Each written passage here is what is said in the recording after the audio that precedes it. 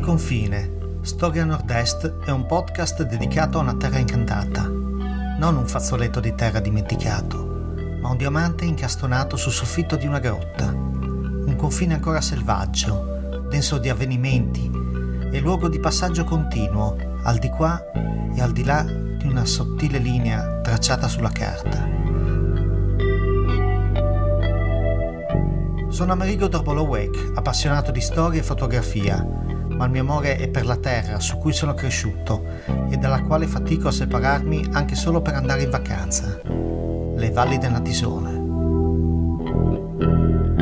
Un triangolo di terra solchiato da piccoli fiumi dell'estremo nord-est italiano, al confine con la Slovenia, con il suo monte Mataiur che abbraccia tutte le sue valli.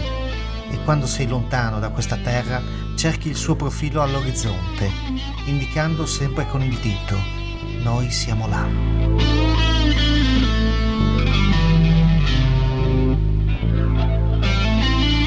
Questo podcast nasce dalla voglia di raccontare, dato che mi piace tanto ascoltare, ma non sempre trovo ciò che mi piace, e allora lo faccio io.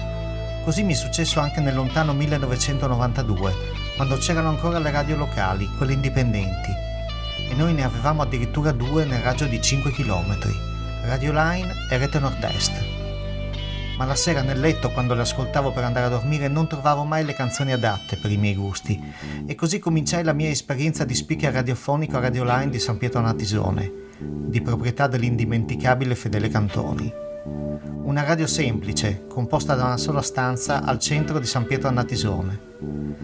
2 anni di trasmissioni indimenticabili, tra vinili e CD portati da casa, dediche richieste, un telefono che squillava di continuo e nuovi amici che dopo di me hanno trasformato una radio locale in un ritrovo di giovani che si sono messi in gioco in diretta radiofonica tra mix, archiavi, dischi e disastri tecnici, una meraviglia a 17 anni.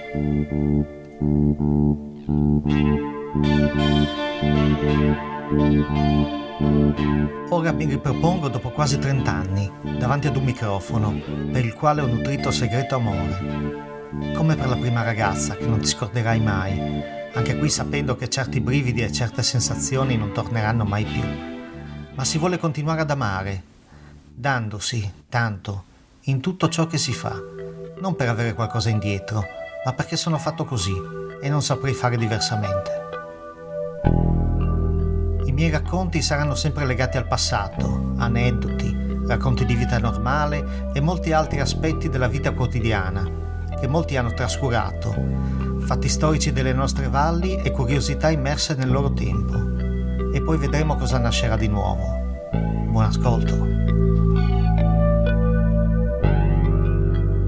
Molte persone sanno cosa vogliono e come raggiungerlo. Io invece no. Mi muovo con la pioggia e il vento e vado dove questa forza mi posa e ammiro la bellezza che mi circonda, fino a quando non cambio direzione per andare altrove, ad ammirare altra bellezza. Musica originale di Denise Vallard e Lisa Alaska Cencic.